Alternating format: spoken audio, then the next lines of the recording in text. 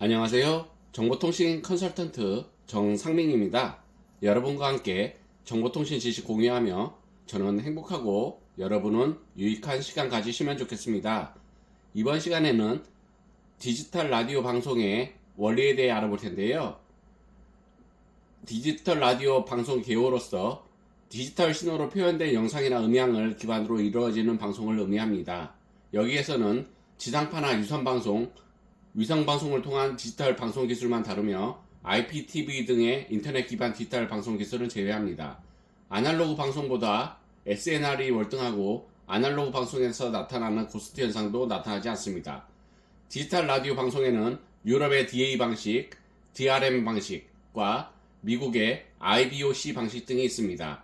현재의 주류 라디오 방송은 아날로그 방식이지만 사실은 제작 단계나 FM, AM 변조 이전의 송출 단계에서는 디지털 라디오에 가깝습니다. 1994년 KBS 1 FM 수도권 방송에 APT-X 코덱이 처음으로 적용된 이후 라디오 송출용 전용 해석망이 디지털화되었고 2000년대 초반에 스튜디오 장비가 기존의 아날로그 오픈릴에서 테이프리스 시스템으로 교체되었기 때문입니다. 게다가 최근 DSP 수신기의 대중화로 인해 수신기 단위에서도 어느 정도 디지털화된 상태입니다. 결론은 최종 송출된 전파 신호만 아날로그인 셈입니다. DAB는 기존의 FM 대역과 별개의 대역을 사용하는 아웃밴드 방식이고 IBOC는 기존의 FM 대역을 활용하는 인밴드 방식입니다. DRM은 인밴드 방식이며 DRM 플러스는 VHF 대역의 경우 아웃밴드 혹은 인밴드 방식의 혼용인 듯합니다. ISDB-T 방식은 일본 기준으로 아웃밴드 방식이었습니다. 방식별 특징이 나타나고 있는데요. MP3 코덱은 테이프리스 시스템 등 방송 송출용으로는 적합하지 않아 사용되지 않습니다. 일단 DAB 방식에 대해 설명하고 있는데요. 유럽에서 유레카 147 계획으로 만들어진 방식입니다. DAB는 MPEG-1 오디오 레이어 2 코덱을 사용하며 DA 플러스는 AAC 코덱을 사용하며 기존의 DAB보다 잡음에 더 강하다고 합니다. DAB는 영국, DA 플러스는 독일 등 몇몇 국가가 채택하였습니다. OFDM에서 변형된 COFDM 변조 방식을 이용하여 멀티패스에 강하며 SFN 송출이 가능하여 주파수 효율이 높은 장점이 있습니다. 유럽 지역에서는 TV 방송에서 이미 용도 폐기된 VHF 밴드 3 대역을 사용합니다. 기존의 AM, FM 대역과 호환성이 없고 별도의 대역에 송출해야 하므로 방송국에게는 별도의 비용이 추가된다는 단점이 있습니다. 사실 우리나라의 DMB의 기술적 기반이 이 방식입니다.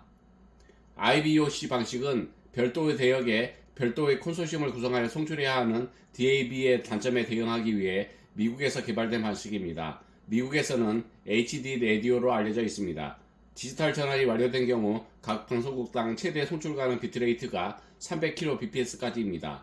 이 방식의 최대 장점은 별도의 대역폭이 필요한 DAB와 다르게 기존의 AM, FM 신호를 같은 대역에 병행 송출이 가능하여 디지털 전환에 좀 더 유리하다는 것입니다. 다만 미국에서 개발된 방식이라 유럽에서 개발된 DAB보다는 세계적인 보편성은 떨어집니다.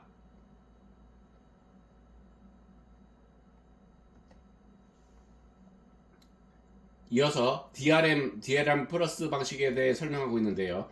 중파 단파 대역에 대응하기 위해 유럽에서 만들어진 디지털 라디오 송출 방식으로 AAC 코덱을 사용하며 전파 환경에 따라서 에러 정조 코드의 복잡도를 A 모드에서 D 모드까지 설정 가능합니다. 현재 유럽 지역을 중심으로 단파 방송의 적용을 확대하고 있는 상태입니다. 설정 모드에 따라서 기존의 아날로그 AM 신호를 병행 송출이 가능합니다. 대한민국에서는 2006년 개봉송신소, 2007년 보선중개소에서 시험 송출이 이뤄진 적이 있습니다. 이어서 ISDB-T 방식에 대해 특징에 대해 설명하겠는데요. 지상파 디지털 TV 표준 ISDB의 파생으로 일본에서 개발된 방식입니다. 기술적으로는 원세그 방송과 동일하나 VHF 대역을 사용하고 한 개 또는 3개의 OFDM 세그먼트로 전송 대역을 구성합니다. 1세그먼트당 가용 주파수는 467에서 430kHz이고 코덱은 MPEG-2 AAC 코덱을 사용하며 방송국당 최대 1087kbps까지 비트레이트 송출이 가능합니다. V라디오라는 의미는 BSAC 코덱을 사용하는 DMB 라디오 방송으로 특성상 음성부 160kbps 영상부터 32kbps를 이용하며 영상부의 JPEG 이미지를 8초당 1프레임으로 송출합니다. 라디오 디지털 전면 전환의 문제점으로서 텔레비전 방송에 비해 라디오의 디지털 전환이 전 세계적으로 지지부진한 이유는 라디오 매체의 특성이 텔레비전과 매우 다르다는 점입니다. 라디오는 대중매체로서의 특성이나 이용층의 특성 모두 상당히 보수적인 매체이기 때문에 아날로그 라디오 방송 폐지 후 디지털 전면 전환의 회의적인 성향이 적지 않습니다. 기존 아날로그 방송이 잘 나오는데 구태여 디지털로 전환할 필요성을 느끼지 못하는 것입니다. 게다가 아날로그 라디오 수신기가 대한민국에 수백만 대 수천만 대나 이미 보급된 상태입니다. 대한민국의 경우 카오디오, 스테레오 시스템에 내장된 고정형 수신기, 등산 캠핑, 비상용 라디오, mp3나 휴대전화에 내장된 휴대용 라디오 등 수많은 종류의 수신기가 보급되어 있습니다. 만일 아날로그 라디오 방송을 전면 중단했을 경우 이들 기기를 전부 디지털 라디오로 교체함으로 각종 환경 문제 및 청취자 권리 박탈 문제가 발생할 수 있습니다. 휴대용 라디오라면 가격이 비싸진 않지만 문제는 카오디오와 고정형 수신기들로 이들은 가격이 보통 수십만 원대로 호가적으로 높은 편이기 때문에 전 국민이 교체하는 것도 쉽지 않습니다. 그나마 지상파 아날로그 텔레비전의 경우 전원 당시 디지털 수신기가 어느 정도 보급되어 있었던 상태였고 당시 유료방송사에서 아날로그 송출을 해주었기 때문에 유료방송 가입자라면 큰 대비를 할 필요가 없었으며 지상파 수신을 하는 가구라도 대개 안방에 고정하여 보는 장치라 컨버터를 달면 인달락 될 수 있겠지만 라디오는 그런 최적화된 환경을 가지고 있지 않고 차량 내부나 휴대용 아날로그 라디오에 거추장스러운 컨버터를 달 수 있었을 리가 없습니다. 그리고 디지털 방송의 특성상 수신 상태에 따라 모 아니면 도의 성격이 강한데 아날로그 방송이었다면 지지적하는 잡음이 섞여 들리더라도 방송의 기본 내용은 파악이 가능할 수 있다면 디지털 방송의 경우 아예 방송이 안 나오는 경우가 발생할 수 있습니다. 또한 디지털 수신기의 전력 소모량이 아날로그 수신기보다 많다는 것이 큰 흠집으로 작용하고 있습니다. 이 단점은 비상사태 시 의외로 치명적인 결정으로 작용할 수 있습니다. 또한 수신기 가격이 기존 아날로그보다 비쌌다는 것도 문제점입니다. 음질 면에서도 디지털이 절대적인 우위를 차지하다고 보기는 힘듭니다.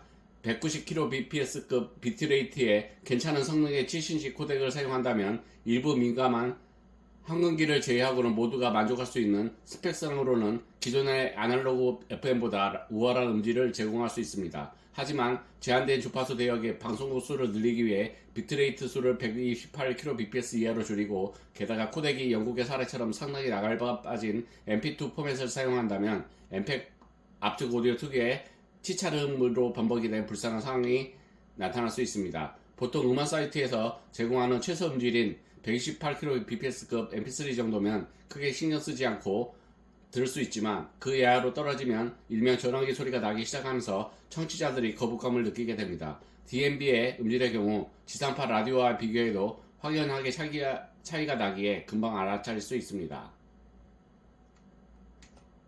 또한 이미 FM 방송이 128kbps급 mp3와 비슷한 상황에 순수하게 음질이라는 요소로 라디오 방송의 디지털 전환에 대중들이 매력을 느낄지는 의문입니다. 텔레비전의 경우 디지털이 아날로그에 비해 확실히 선명하다는 장점을 일반 대중에게 부각시키기 쉬워 상대적으로 디지털 변환이 쉬웠지만 오디오인 라디오의 경우 이런 점을 부각하기가 쉽지 않습니다. 더구나 디지털 라디오 방송을 192kbps급 이상으로 고효율의 최신 코덱이 아닌 mp3와 비슷한 성능의 코덱에 128kbps 정도로 송출한다면 문제가 있습니다. 사실 기존의 아날로그 라디오 방송은 개량을 거듭하여 수십 년 전에 이미 완성되어 오랜 기간 동안 전 세계에서 애용되고 있는 매체입니다. 또한 아날로그 방송 기술들도 완전히 정체되어 있는 것은 아니며 수신 성능 개선과 수신기 소형화 등이 이루어지고 있습니다. 반면에 디지털 라디오 방송은 1980년대 말에 개발이 착수되어 1995년에 서비스가 시작된 상대적으로 최신의 매체이므로 앞으로 개선되어야 할 점이 여전히 많으며 기술 발전에 따라 개량을 거듭하고 있습니다. 이는 마치 기존 TFT LCD의 결정판이라 할 수 있는 IPS와 현재는 다소 미흡한 점이 있지만 향후 발전 가능성을 지닌 AMOLED의 관계로 비교할 수 있긴 합니다. 이번 시간에는 디지털 라디오 방송에 대해 알아보았는데요. 여러분께 유익한 시간이 되었으면 좋겠습니다. 감사합니다. 즐거운 점을 보내세요.